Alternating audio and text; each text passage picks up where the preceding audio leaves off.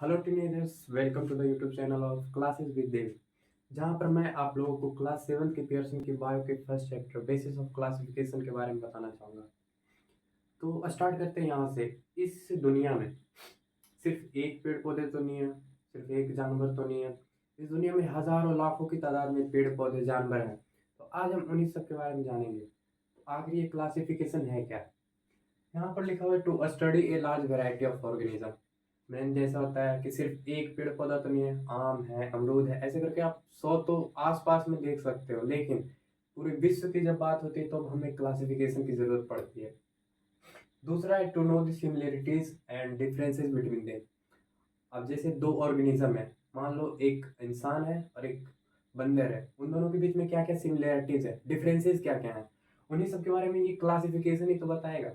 अगर ये क्लासिफिकेशन नहीं होता तब फिर हम ना गाय को अलग कर पाते, उनकी ग्रुपिंग भी होती है, वो सब भी देखेंगे। To know that two organism have same और डिफरेंट ऑरिजिन, जैसे पोलर बियर पोलर रीजन में पाया जाता है और भी बहुत सारे जानवर अलग अलग जगहों पे पाए जाते हैं। ओरिजिन का मतलब होता है हैबिटेट, मतलब किस जगह में वह लोग रहते हैं। अब जैसे दो ऑर्गेनिज्म है, वो या तो सेम जगह पे रह सकता है या फिर अलग अलग जगह पे रह सकता है। उसके बाद है हमारा टैक्सोनॉमी। फिर टैक्सोनॉमी क्या है? अब जैसे हम इंसान है, अब हमारी टैक्सोनॉमी होगी, जैसे हमें पहचाना जाएगा सबसे पहले, उसे कहते हैं आइडेंटिफिकेशन। उसके बाद फिर होता है क्लासिफिकेशन। क्लासिफिकेशन होता है ग्रुपिंग करना। अब जैसे मेरे और बंदर के बीच में, या फिर आपके और बंदर के बीच में, हम ह्यूमंस और बंदर के बीच में कुछ सिमिलरिटीज होंगी, उन्हें पहले ग्रुप किया जाता है। वो भी हम आगे जाके देखेंगे, जिसे हम कहते हैं हायरार्ची ऑफ क्लासिफिकेशन। और फिर तीसरा होता है साइंटिफिक नेम। आइडेंटिफिकेशन आपको क्लियर हो गया, पहचानना, मतलब किसी चीज को पहचाना, आप देख के ही पहचान सकते हो। क्लासिफिकेशन होता है ग्रुपिंग करना। उसके बाद फिर उसका साइंटिफिक नेम देना। अब जैसे साइंटिफिक नेम क्या होता है? मैंगो का साइंटिफिक नेम होता है मैंजीफेरा इंडिका। हम ह्यूमंस का साइंटिफिक नेम होता है होमो सैपियंस। इस scientific name all over the world use किया जाता है। अब जैसे हम लोग यहाँ पे ह्यूमंस बोल रहे हैं, कहीं और जगह पे जाइएगा, इंग्लिश में ह्यूमंस हो गया, हिंदी में आदमी हो गया, या फिर इंसान हो गया, मनुष्य, ये सब अलग अलग वर्ड्स हैं। लेकिन साइंटिफिक नेम क्या होता है? इस देश में चाहे आप यूएस चले जाओ, चाहे आप यूके चले जाओ, और कोई भी देश चले जाओ, scientific name all over the world same हो। तो फिर भी इन ये जो टैक्सोनॉमी है, इसके फादर कौन है? Father of taxonomy Carolus Linnaeus. Competitive exam के लिए ये बहुत जरूरी है। अब हम बात करेंगे बेसिकली साइंटिफिक नेम के बारे में। ये साइंटिफिक नेम आखिर होता क्या है? कुछ साइंटिफिक नेम आपके बुक्स में, एक मैंगो का थोड़ा बहुत मिस प्रिंट हुआ होगा, या फिर बहुत सारे बुक में वही है। मैंगो का बुक ने लिखा है मैग्नीफेरा इंडिका, लेकिन गूगल पे सर्च कीजिएगा तो वहां पे आपको मिलेगा मैंजीफेरा इंडिका।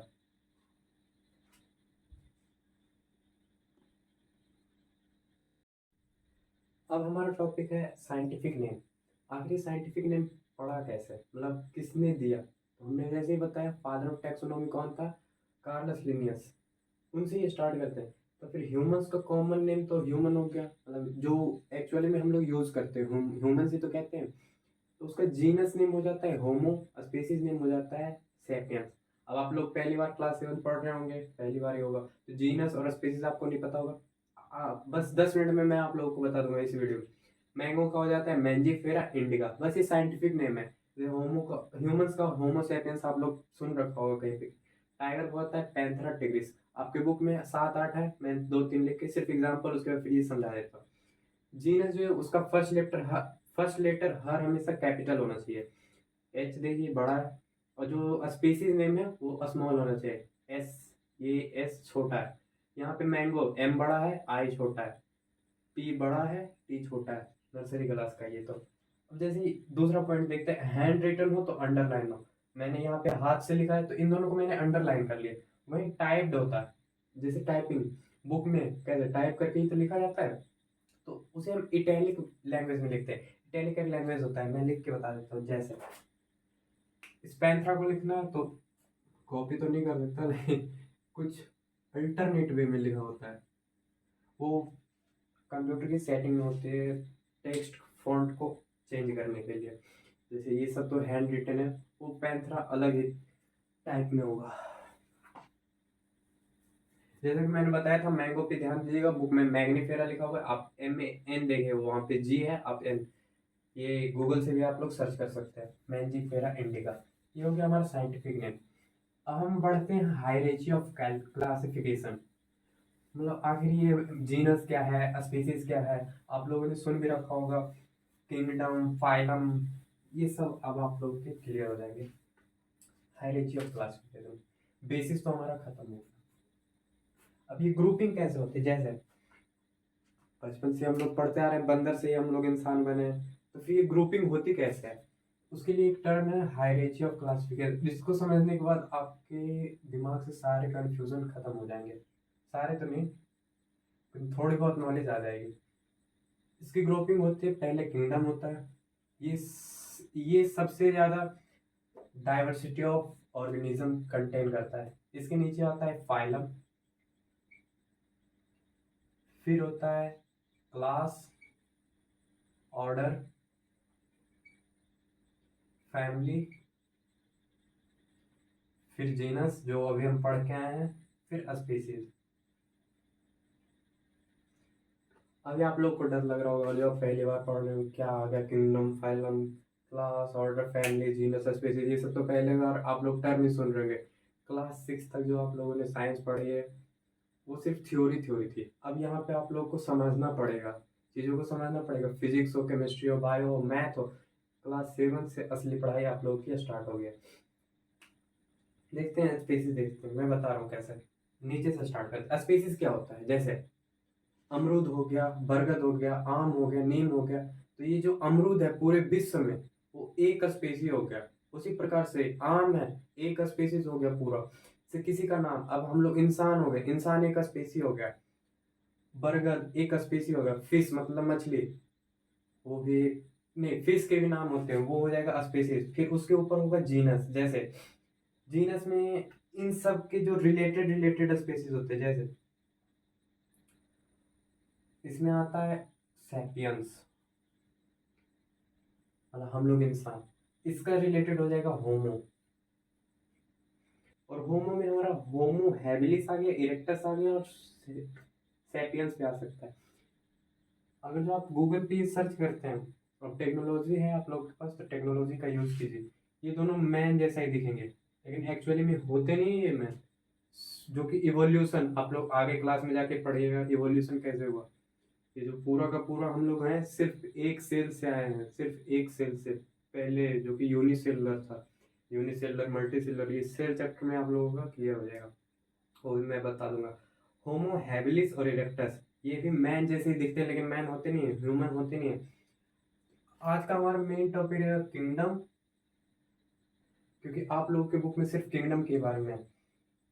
ये समझ में तो आ गया होगा ये ग्रुपिंग कैसे होती है। स्पीसीज का जो सारे के सारे रिलेटेड होते हैं उन्हें जीनस में रखा जाता है। फिर जीनस को जो ग्रुपिंग होता है, 10 5 6 जीनस को मिला के फैमिली बना दिया गया, फिर 2 4 फैमिली या फिर 5 6 फैमिली को ग्रुप करके ऑर्डर बना दिया गया।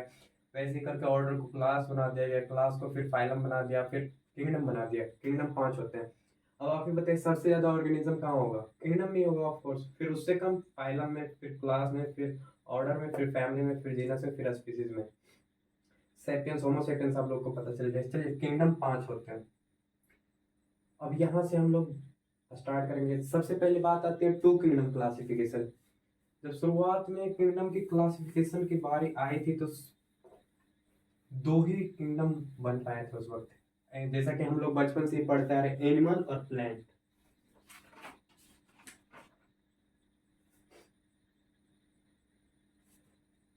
जब अभी तो 5 है किंगडम, लेकिन जब दो आए थे तो इससे किसने दिया था two kingdom classification.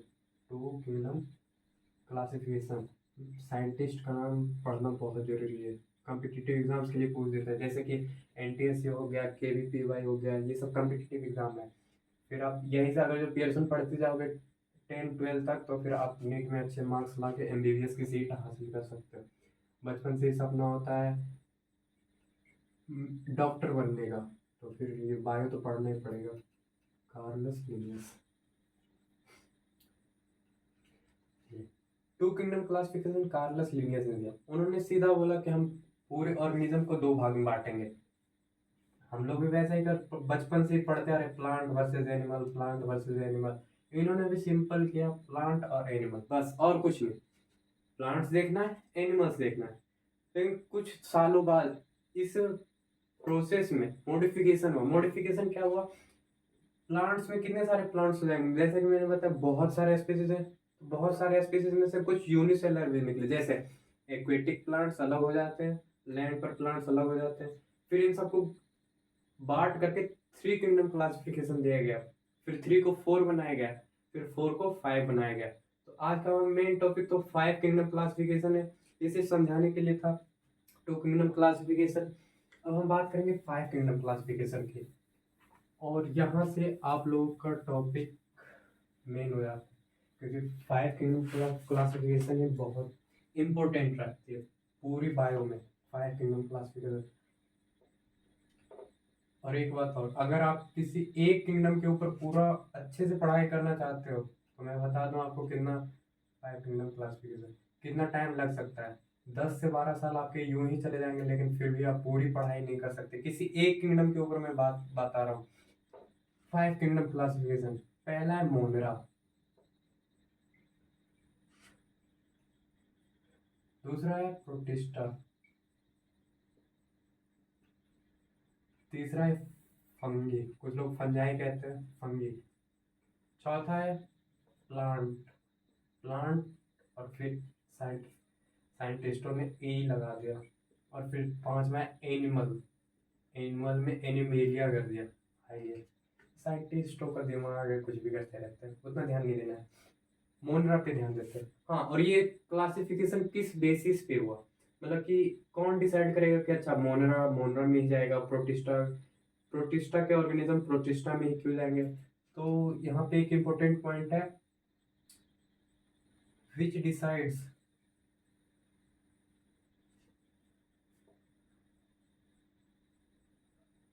For the character of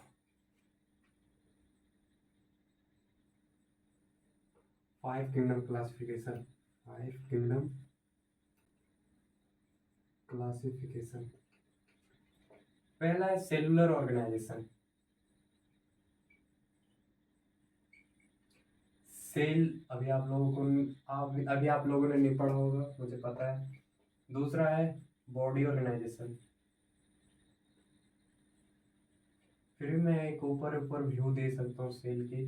और तीसरा है mode of nutrition. Mode of nutrition तो बचपन से पढ़ते आ रहे होंगे, ऑटोट्रॉपिक, हेटरोट्रॉपिक। इससे उतना ही नहीं होता, और भी बहुत कुछ होते हैं। पहले सेलुलर ऑर्गेनाइजेशन की बात करते हैं। अगर आप लोगों को सेल के बारे में पता है अच्छी बात है, नहीं पता है तो मैं बता रहा हूँ। जैसे हमारा जो बॉडी है, ठीक, मान लेते हैं इस हाथ के फिंगर को देखिएगा। इस फिंगर में पता है कितने सारे सेल्स होंगे? करोड़ों लाखों करोड़ों सेल होंगे इसमें, बहुत ज्यादा सेल्स। अगर जो मैं सिर्फ फिंगर टिप्स को लेता हूँ ना, उसमें लाखों सेल्स होंगे, मतलब सेल बहुत छोटा होता है। अगर जो मैं ये डैश बना दूं ना, इसके अंदर बहुत सारे सेल्स आ जाएंगे, बहुत सारे सेल्स। इस पॉइंट जैसा सिर्फ मेरे फिंगर पे बहुत सारे सेल आ जाएंगे। मतलब कि अगर जो सेल की स्टडी करनी है तो आपको माइक्रोस्कोप की जरूरत पड़ेगी, जो कि लैब में रहती है, बायो लैब में। वहां पे आपको सेल को देखने के लिए 10 की पावर 9 जूम करना पड़ता है। 10 की पावर 9 बहुत है। चलिए, सेलुलर ऑर्गेनाइजेशन तो बता दिया। बॉडी ऑर्गेनाइजेशन, सेलुलर ऑर्गेनाइजेशन में हो गया सेल किस प्रकार का है, जैसे सेल यूकैरियोटिक है या प्रोकैरियोटिक है। सिंपल वर्ड्स हैं, ज़्यादा हार्ड नहीं बना होगा, ऐसे ऊपर ऊपर बता देता हूँ। और डिटेल में पढ़ना है तो फिर सेल चैप्टर पढ़ के आइए, उसके बाद फिर और ये और भी अच्छे से समझ में आएगा। प्रोकैरियोटिक क्या होता है?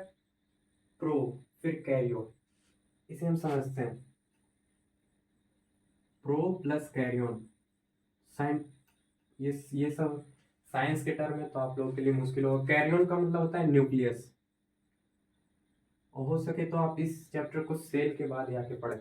प्रो मतलब होता है प्रिमिटिव या ओल्ड, प्रिमिटिव या ओल्ड, मतलब कि जो पुराने सेल्स हैं, जैसे बैक्टीरिया की बात कर लेते हैं, वही सिर्फ ऐसा ऑर्गेनिज्म जो कि प्रोकैरियोटिक है।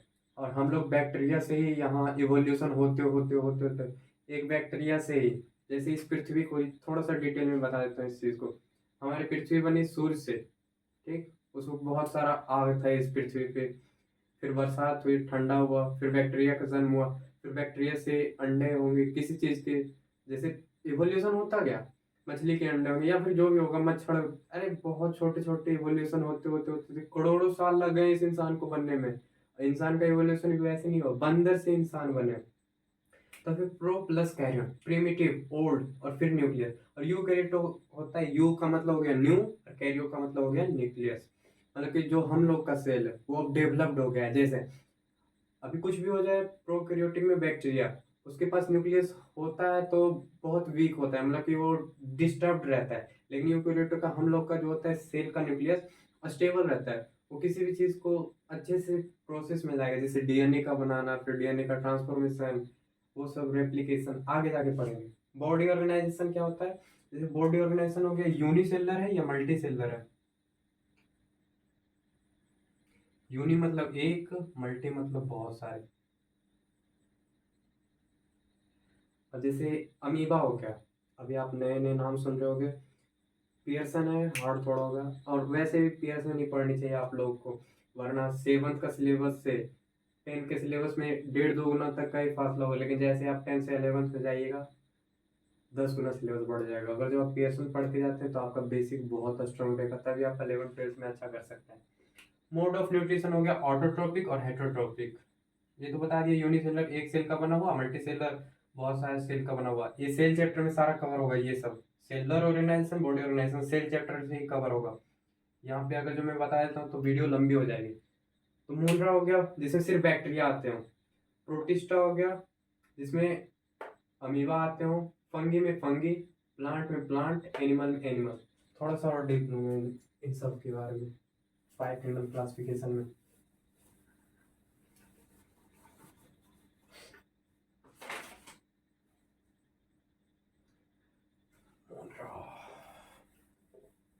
जो नोट्स मैं लिख रहा हूँ बोर्ड पे वो शॉर्ट नोट्स हैं, मतलब बहुत कंसाइज वे में आप लोगों को बताया जा रहा है, तो फिर हो सके तो नोट्स बनाते जाएं अभी से।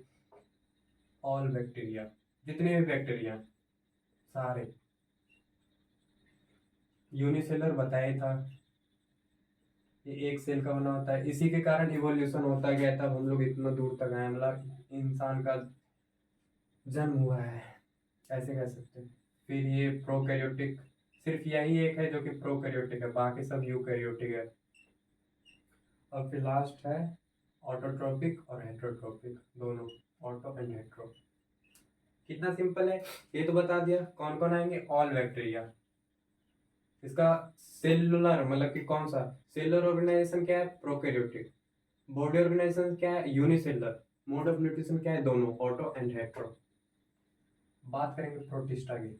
एग्जाम्पल्स लिख लेना हो, अगर आप लिखना चाहते हो बैक्टीरिया के कुछ नाम, अगर आप जानते हो तो कमेंट करना, नहीं जानते तो गूगल से सर्च करके फिर कमेंट कर सकते हो। प्रोटिस्टा में आ जाते हैं अमीबा, बताया था। फिर पैरामीशियम, ये नया नाम होगा आप लोगों के लिए, सब नया नाम होगा, अभी लिख लो, बाद में फिर याद करते रहना। ये भी यूनिसेलर होते हैं। यूकैरियोटिक,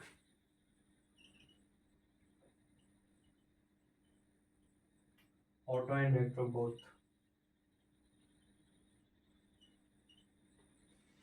इसमें तो कोई दिक्कत नहीं होगा, अमीबा है, यूनिसेलर है, यूकैरियोटिक है, ऑटो एंड हेट्रो। कितना सिंपल है, अभी अभी सिंपल है। 9th में हार्ड हो जाएगी यही सब चीजें। ये हो गया प्रोटिस्टा की। अब बात करेंगे फंगी की। पैरामीशियम हार्ड एग्जांपल हो जाएगा आप लोगों के लिए, अभी अमीबा का ही नाम।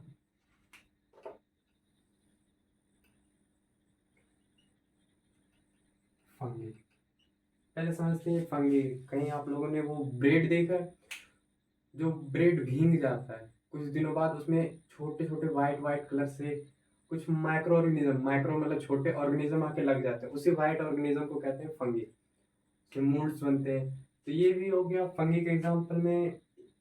ईस्ट लिख सकता हूँ। और मशरूम, मशरूम तो खाया ही होगा, घर में बनता होगा कभी ना कभी। ईस्ट और मशरूम, ये भी यूनिसेलुलर और मल्टी सेलुलर दोनों। यूनिसेलुलर एंड मल्टी सेलुलर लिख लेना। ये भी यूकैरियोटिक, सिर्फ एक मोनरा, मतलब सारे बैक्टीरिया ही प्रोकैरियोटिक होंगे, बाकी सारे यूकैरियोटिक होंगे, ऑटो एंड हेट्रो दोनों। ये तो हो गया मोनेरा, प्रोटिस्टा और फंगी। अब बात करते हैं प्लांट और एनिमल के। बचपन से ही पढ़ते आ रहे होंगे प्लांट एनिमल, तो उन सब में तो ज़्यादा दिक्कत भी नहीं होना चाहिए। हाँ, अगर इसके फाइलम लिखना चाहो तो लिख लो। फाइलम के बारे में पढ़ते हो, ऑर्डर के बारे में पढ़ते हो, तब फिर दिक्कत होगी आप लोगों को। अभी तो सिर्फ किंगडम किंगडम पढ़े जा रहे हो, तो उतना दिक्कत भी नहीं हो रहा। बाद में यही सब चीज़ें हार्ड हो जाएंगी आप लोगों के लिए। हार्ड तो नहीं, सही से पढ़ोगे सब स्मूथ जाएगा। छोड़ देते हो तो दिक्कत तो होगी। चौथा है हमारा प्लांट्स। इसमें जल्दी जल्दी बता देता हूँ। ऑल प्लांट आएगा इसमें, ये तो पता ही होगा। अब आप ही लोग बताओगे इसका सेलुलर ऑर्गेनाइजेशन क्या होगा, यूकैरियोटिक होगा या प्रोकैरियोटिक होगा। जैसा कि मैंने बताया, सिर्फ यूकैरियोटिक, सिर्फ प्रोकैरियोटिक मोनरा होता है, बाकी सब यूकैरियोटिक।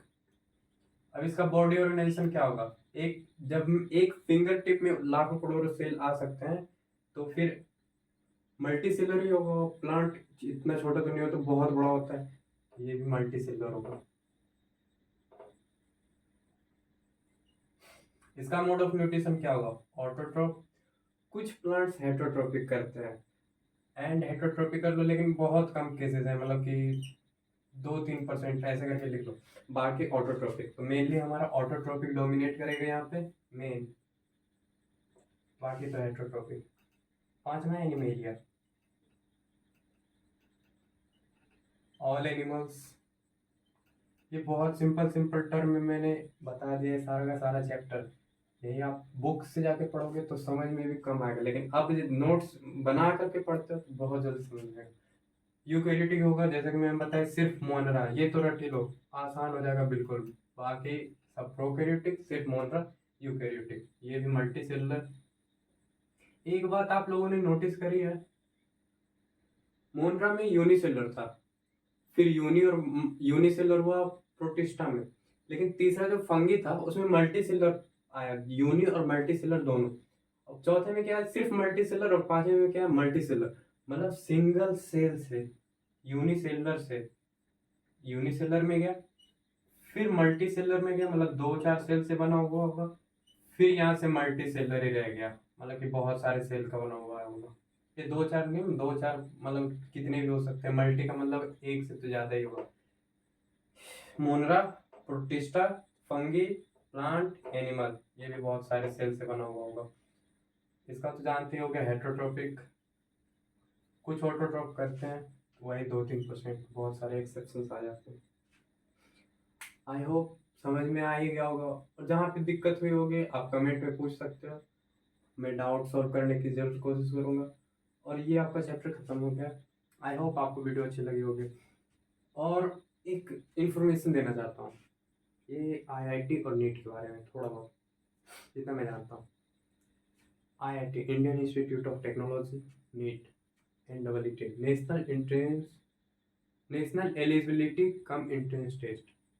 आईआईटी होती है इंजीनियरिंग के लिए, नीट होती है एमबीबीएस के लिए, उसके बाद फिर आप डॉक्टर बनना चाहते हो। क्लास 6 तक जो आपने साइंस पढ़ी है वो कुछ भी नहीं था। क्लास 7th में आपको फिजिक्स, केमिस्ट्री, बायो, इन सबका छोटा छोटा ज्ञान आप लोगों को मिलने लग जाता है क्लास 7 पे। लेकिन अगर आप एनसीईआरटी से चिपके रहोगे क्लास 7th 8th में, 9th 10th में भी एनसीईआरटी में उतना नहीं है। अगर आप पियर्सन पढ़ते हो या फिर अच्छी बुक्स पढ़ते हो, तो फिर आपका प्रोग्रेस अच्छे तरीके से होगा। और ये एनसीईआरटी का जो बोर्ड का लेवल है, वो मैं बता रहा हूँ, क्लास 7th में आप जितना पढ़ रहे हो उसके सिलेबस से 1.5-2 गुना तक क्लास 10th में ही बढ़ेगा। मतलब क्लास 7th में जितना पढ़े हो उसका सिर्फ 2 गुना ही बढ़ता है क्लास 10th में। लेकिन आप क्लास 10th से 11th में जाओगे तो वो सिलेबस 10 गुना बढ़ेगा, और वहाँ पे आपको बहुत बड़ा झटका लगेगा, जो कि स्कूल्स में आप लोगों को नहीं बताया जाएगा। लेकिन मैं आप लोग को बता रहा हूँ, क्योंकि मैं 11th 12th कर चुका हूँ। 12th मेरा अभी चल रहा है, मैं नीट का एग्ज़ाम दूंगा इस बार। बायो मेरी थोड़ी बहुत अच्छी है, इसलिए मैंने सोचा कि बायो आप लोगों को ज़रूर बताऊँ, थोड़ी बहुत गाइडेंस भी दूंगा कि किस तरीके से आप लोग आईआईटी और नीट के लिए जा सकते हो। आईआईटी वालों के लिए भी मैं चाहूँगा तो वीडियो बना सकता हूँ, कमेंट ज़रूर करना कि हाँ भैया मुझे फिजिक्स केमिस्ट्री की वीडियो चाहिए, मुझे मैथ की वीडियो चाहिए। लेकिन अभी मैं लगातार क्लास 7 8 और 9 के लिए बायो की वीडियो बनाया करूँगा। तो मैं बता रहा था आईआईटी और नीट के बारे में।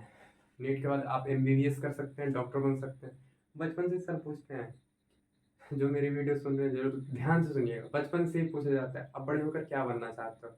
सब लोग कहते हैं सर मुझे डॉक्टर बनना है, कुछ लोग कहते हैं मुझे इंजीनियर बनना है, कुछ पुलिस ऑफिसर, क्योंकि देखते हैं बचपन में वो लोग भी देखते हैं पुलिस ऑफिसर बन के क्रिमिनल को पकड़ना है, अच्छी बात है। लेकिन इन सब के लिए भी आपको बायो साइंस तो आपको पढ़नी पड़ेगी। साइंस है क्या आखिर? जो हमारे बगल अगल बगल में जो घटनाएं चल रही है वही तो साइंस है। बचपन से रट्टा मारते मारते क्लास 6 तक आते हैं, ऐसा चलेगा तो फिर आप लोग कुछ नहीं सीख सकते प्रैक्टिकल लाइफ में। अब जैसे गैस लीक कर रही है, बचपन में पढ़ा जाता है सेफ्टी एप्लीकेशंस में कि सबसे पहले स्विच ऑफ द लाइट। क्यों? क्योंकि जैसे ही गैस खुलती है गैस फैल जाता है, उसके बाद फिर इलेक्ट्रिसिटी हम लोग जैसे ही स्विच ऑफ कर देते हैं तो फिर इलेक्ट्रिसिटी जाना बंद होती है। लेकिन स्विच ऑन करेंगे तो फिर थोड़ा बहुत चिंगारी आप लोगों ने जरूर फील किया होगा अपने घरों के बोर्ड में, तो वही चिंगारी आग का कारण बन सकती है। यही सब चीज़ें हम लोग साइंस में पढ़ेंगे। आई होप आपको वीडियो मेरी अच्छी लगी होगी, अच्छी लगी है और इसी तरह के इन्फॉर्मेशन जानना चाहते हैं, मतलब कि क्लास 7 से 10 तक की आपकी जर्नी अच्छी होनी चाहिए, तो फिर आप मेरे चैनल को सब्सक्राइब करें। All the best, thank you.